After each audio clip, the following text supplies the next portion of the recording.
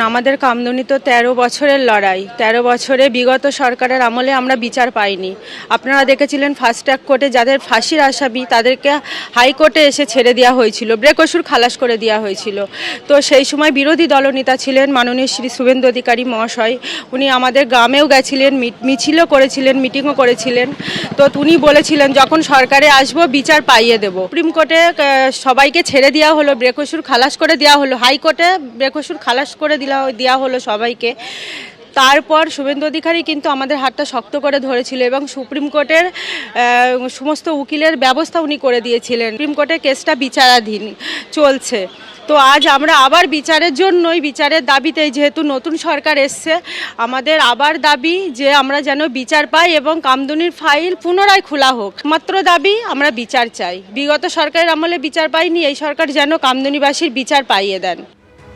প্রত্যেক সপ্তাহে মুখ্যমন্ত্রীর এই জনতার দরবার কর্মসূচিতে রাজ্যের বিভিন্ন প্রান্ত থেকে সমাজের সর্বস্তরের মানুষরা নিজেদের অভাব, অভিযোগ, সমস্যার কথা তুলে ধরতে আসেন। আর আজ মুখ্যমন্ত্রীর জনতার দরবারে কামদুনি নির্যাতিতার পরিবার। মুখ্যমন্ত্রীর দ্বারস্থ কামদুনি কাণ্ডের দুই প্রতিবাদী মৌসুমী কয়াল এবং টুম্পা কয়াল। মৌসুমী কয়ালের বক্তব্য আপনারা শুনলেন, এবার শোনাবো টুম্পা কয়ালের বক্তব্য। মুখ্যমন্ত্রী বারুইপুরে গিয়ে বলেছেন যে আইনের দিক থেকে আমাদের সরকার সাহায্য করবেন এবং সরকারি আইনজীবীদের দিয়ে আমাদের পুনরায় সুপ্রিম কোর্টে মামলাটা দেখবেন। এবং আজকের এখানে আসার কারণ, আমরা একটা দাবি নিয়েই এসেছি, যারা বেকসুর খালাস হয়ে গেছে, যাদেরকে বেকসুর খালাস করার জন্য 14টা পিপি চেঞ্জ করিয়েছিলেন বিগত সরকার, সেই 4 জনকে পুনরায় আবার জেলের মধ্যে ঢোকানো হোক এবং এদেরকে দৃষ্টান্তমূলক একটা সাজা দেওয়া হোক। সেই কারণে আজকের আমাদের মাননীয় মুখ্যমন্ত্রীর সঙ্গে দেখা করতে এসেছি জনতার দরবারে। বিচার চেয়ে মুখ্যমন্ত্রীর জনতার দরবারে উপস্থিত কামদুনি নির্যাতিতার পরিবার কি জানিয়েছেন তারা, দেখুন। আমরা আজকে এসেছি মাননীয় মুখ্যমন্ত্রীর কাছে যে সিআইডি কীভাবে এই কামদুনির কেসে গাফিলতি করেছে, সেই সব গাফিলতিগুলো আজকের মাননীয় মুখ্যমন্ত্রী শুভেন্দুদার হাতে তুলে দেবো। যেভাবে আমাদের কেসটাকে টেম্পারিং করা হয়েছে, মানে সিআইডি যেভাবে করেছে, আমরা যে সাক্ষীরা যেটা জানি সেটা আমাদেরকে কোর্টের মধ্যে বলতে দেয়নি। অনেক প্রমাণ আছে, সে প্রমাণ বলতে গেলে মানে একটা ইতিহাস হয়ে যাবে সিআইডি যা করেছে। দেখুন, আমাদের যেমন 54 জন সাক্ষী ছিল, সেখানে 22 জন নিয়েছে, ঠিক আছে। এর 22 জনের জায়গায় আমাদের ফ্যামিলি 4 জন নিয়েছে। কোথা থেকে লোক সাজিয়ে এনে সাক্ষী দিয়ে যায় না। আজকের যে 4 জন ছাড়া পড়েছে শুধুমাত্র প্রমাণের অভাবে। জয়মাল্য বাগচি বিচারক বলে দিয়েছে যে রাজ্য সরকারের গাফিলতিতে আমি এই রায় দিচ্ছি, গাফিলতি এইটাই। এবং 16টা পিপি আগের তৎকালীন মুখ্যমন্ত্রী 16টা পিপি চেঞ্জ করেছে শুধুমাত্র ভোট ব্যাংকিং পাওয়ার জন্য। এই মমতা বন্দ্যোপাধ্যায় শুধু ভোট ব্যাংকিং পাওয়ানোর জন্য। বিগত 15 বছর ধরে 2013 সালের 7ই জুন যে ইনসিডেন্টটা আমাদের পরিবারের উপর দিয়ে গিয়েছে, সেটা আমরা বিচার পাইনি। সে লোয়ার কোর্ট থেকে হাইকোর্ট পর্যন্ত আমরা সঠিক বিচারটুকু পাইনি। 2016 সালে 28শে জানুয়ারি যখন লোয়ার কোর্ট, ব্যাংশাল কোর্ট রায় দিয়েছিল, 3 জনের ফাঁসি এবং 3 জনের আমৃত্যু কারাদণ্ড হয়েছিল।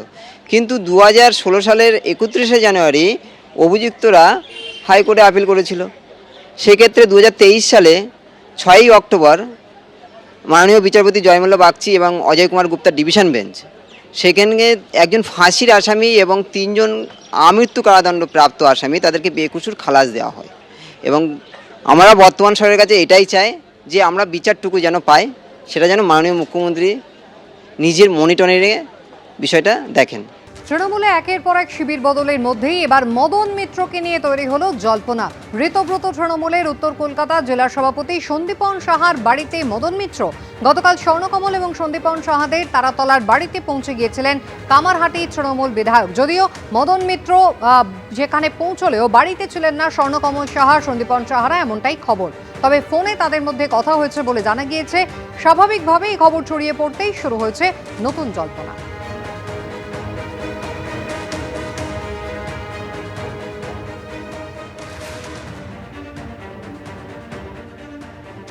আগে উনি ইডির কাছে যান, সন্দীপন সাহা ওকে বাঁচাতে পারবেন না, মন্তব্য করেছেন পঞ্চায়েত মন্ত্রী দিলীপ ঘোষ। কালকে রাত্রে গেছিলেন একবার মদন মিত্র, দেখা হয়নি। আগে তো ইডির অফিসারদের সঙ্গে দেখা করুন, তারপর সন্দীপন সাহা তো বাঁচাতে পারবে না। ইডি যদি ক্লিন চিট দেয় তখন সম্ভাবনা আছে। কে ভালো তৃণমূল, কে খারাপ তৃণমূল, এটা নিয়ে আমাদের কোনো মাথা ব্যথা নেই, আমাদের সার্টিফিকেট দেওয়ারও দরকার নেই। কিন্তু যারা এই ধরনের দুর্নীতি বা দুষ্কৃত কার্যের সঙ্গে যুক্ত আছে, তাদের বিরুদ্ধে আইনি আর প্রক্রিয়া শুরু হচ্ছে। সে কে কোন পার্টিতে আছে, কোথায় আছে, এত হাজার হাজার লোকের কাছে নোটিশ গেছে, ব্যবসায়ীদের কাছে নোটিশ গেছে, তারা পার্টির জন্য নয়, তারা বেআইনি কাজ করেছে, তার তদন্ত হচ্ছে, তাকে সহযোগিতা করা উচিত। পুরনিয়োগ দুর্নীতি মামলায় ইতিমধ্যেই ডাক পেয়েছেন মদন মিত্র স্ত্রী এবং 2 ছেলে। তাদেরকে 22 এবং 23 জুলাই সিজো কমপ্লেক্সে হাজিরা দিতে বলা হয়েছে। অন্যদিকে ইডি চার্জশিটে সুজিত বসু এবং ফিরহাদ হাকিম সম্পর্কে তুলে ধরা হয়েছে চাঞ্চল্যকর তথ্য। পুরনিয়োগ দুর্নীতি মামলায় আগেই কালীঘাটপন্থী তৃণমূল বিধায়ক মদন মিত্রর একাধিক ঠিকানায় হানা দিয়েছে ইডি।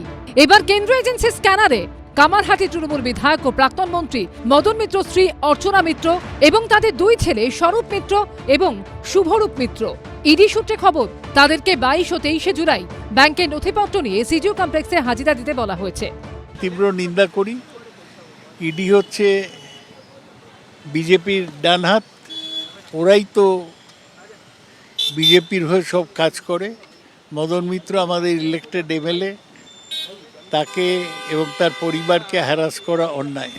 কেন্দ্রীয় এজেন্সির দাবি, কখনো নগদ আবার কখনো সোনাদানা ঘুষ দিয়ে কামারহাটি ও টিটাগড় পুরসভায় চাকরি পেয়েছেন অন্তত 125 জন। ইডি সূত্রে দাবি, যার সঙ্গে যোগ রয়েছে কামারহাটির তৃণমূল বিধায়ক মদন মিত্রের। এই মামলাতেই 13 জুন তৃণমূল বিধায়কের বিভিন্ন ঠিকানায় ম্যারাথন তল্লাশি চালায় ইডি। ওই দিন মদন মিত্রকেও জিজ্ঞাসাবাদ করা হয়। এবার তলব করা হলো তার স্ত্রী ও 2 ছেলেকে। পুরনিয়োগ দুর্নীতি মামলায় যে বাড়ির সামনে আমরা দাঁড়িয়ে রয়েছি, এই বাড়িতে এর আগেও এসে তল্লাশি অভিযান চালানো হয় ইডির তরফ থেকে। এই বাড়ি হচ্ছে মদন মিত্রর ভবানীপুরের বাড়ি। প্রায় 125 জনের নিয়োগ সংক্রান্ত বিষয়ে তথ্য জানার জন্যই তদন্তকারী আধিকারিকরা এবার মদন মিত্র স্ত্রী 2 ছেলেকে ব্যাংকের নথি সহ বেশ কিছু নথি নিয়ে সিজিও কমপ্লেক্সে ইডি দপ্তরে হাজির হতে জানিয়েছে। ভয়ের পরিবেশ তৈরি করা হচ্ছে। ভয় আউট বলেছিলেন না, ভয় 4 ডবল বেড়ে গেছে পশ্চিমবাংলা। শীতের প্রথম দিকে যারা গেছে তাদের বিরুদ্ধে মুখ্যমন্ত্রী নিজে অ্যাকশনের কথা ঘোষণা করেছেন। তা এখন তিনি সেটা করে দেখান, তা একটা বোঝা যাবে। পুরো দুর্নীতি হোক বা অন্য দুর্নীতি মামলা হোক, গোটা পরিবার মিলে দুর্নীতির একটা পীঠস্থান বানিয়ে ফেলেছে। পরিবার মিলেই প্রতিষ্ঠানটাকে লুটে পুটে খেয়েছে, মানুষের যে উন্নতির পয়সা তা লুটে পুটে খেয়েছে।